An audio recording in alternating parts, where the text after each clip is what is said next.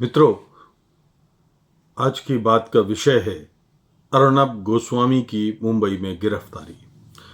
आज दिन भर मीडिया के सर्कल में, पॉलिटिक्स में, सोसाइटी के तमाम क्षेत्रों में, तमाम हलकों में अर्नब गोस्वामी की गिरफ्तारी का विषय छाया रहा। दिन भर बहस चलती रही।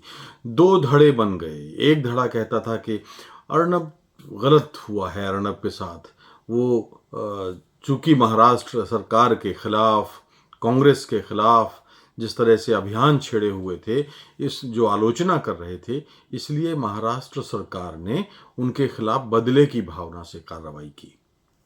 दूसरा धड़ा ये कहता है कि अर्नब ने संतुलन की पत्रकारिता की सारी सीमाएं लांघ दी थीं और वो जिस तरह की पत्रकारिता कर रहे थे वो एक तरह से निंदा और जिसका की भर्त्सना की जानी चाहिए, वो ऐसी पत्रकारिता थी। 44 साल के मेरे अपने करियर में मित्रों, मैंने तो कभी ऐसी पत्रकारिता नहीं देखी और मेरी नज़र में ये पीत पत्रकारिता है। ये अर्नब जिस तरह से धमकाने वाले अंदाज में पत्रकारिता करते थे, चिल्लाकर करने पत्रकारिता करते थे, अपने अतिथियों को स्टूडियो में बुलाकर अपमानित करते थे, तो ये जो पत्रकारिता है ये मेरे ख्याल से ठीक नहीं थी और मेरा विचार है कि ये पत्रकारिता थी ही नहीं, यह तो एक शोशेबाजी थी, नौटंकी थी। बहरहाल, लेकिन मैं ये बात ज़रूर कहूँगा कि इसके बाद भी अर्नब गोस्वामी रिपब्लिक टीवी, जो एक देश का अच्छा चैनल माना जाता है बहुत सारे लोगों की निगाह में, उसके संपादक हैं। तो अगर उनको पकड़ के ले जाती है पुलिस, जैसा कि अर्नब की शिकायत है, अभी तक तो पुलिस का कोई पक्ष नहीं आया है, लेकिन अर्नब का पक्ष आया है कि उनके परिवार के लोगों के साथ और उनके साथ मारपीट की गई। मैं ये कहना चाहता हूं कि मारपीट करके किसी को पकड़ना, तड़के ले जाना, ये पुलिस का रवैया उचित नहीं है, गिरफ्तारी का तरीका ठीक नहीं है।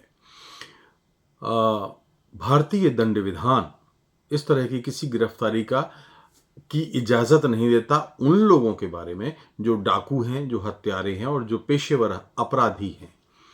तो अगर उन लोगों के बारे में उनको गिरफ्तार करने के लिए पुलिस को इस तरह की इजाज़त भारत का दंड विधान नहीं देता, तो अर्नब के मामले में अपवाद क्यों होना चाहिए?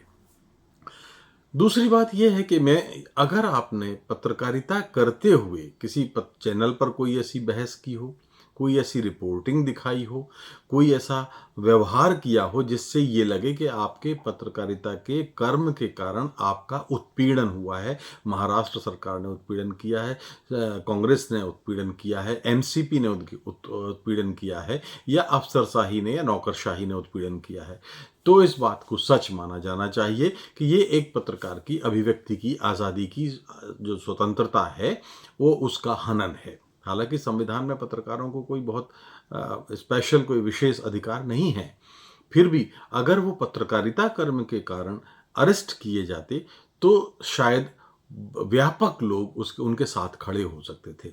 लेकिन एक ऐसा क्रूर और अमानवीय मामला है।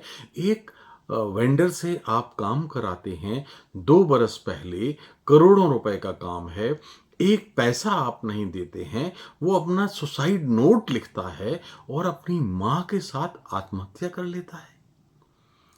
तो अगर आप आत्महत्या के लिए मजबूर कर रहे हैं किसी को, ये तो आपराधिक काम है मित्रों, और इस बात के लिए किसी को माफ नहीं किया जा सकता, चाहे वो अर्नब गोस्वामी हो, चाहे मैं हूं, चाहे कोई भी हो।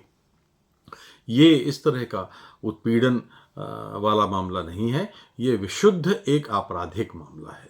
तो अगर मैं निंदा कर सकता हूं तो सिर्फ ये कह सकता हूं कि अर्नब को गिरफ्तारी का तरीका सम्मानजनक होना चाहिए था, अगर मारपीट हुई है तो, क्योंकि मारपीट के मामले में अभी तक पुलिस का कोई पक्ष नहीं आया है, अदालत का कोई पक्ष नहीं आया है। अर्नब की ये आरोप है, तो जब तक ये प्रमाणित नहीं होता तब तक हम ये भी नहीं कह सकते। लेकिन अगर ऐसा हुआ है तो शायद एक पत्रकार के नाते मैं अर्नब के साथ खड़ा होना चाहूँगा, लेकिन वो इसलिए कि भारत के हर इंसान को ये हक है कि पुलिस उसके साथ इस तरह का व्यवहार ना करे।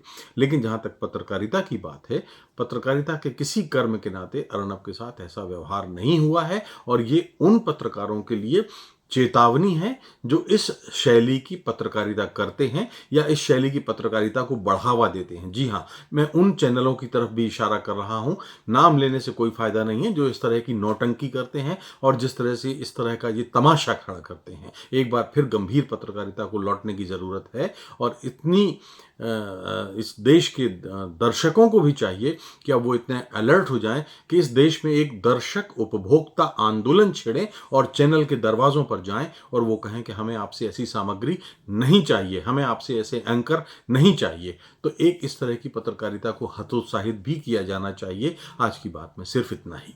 नमस्कार।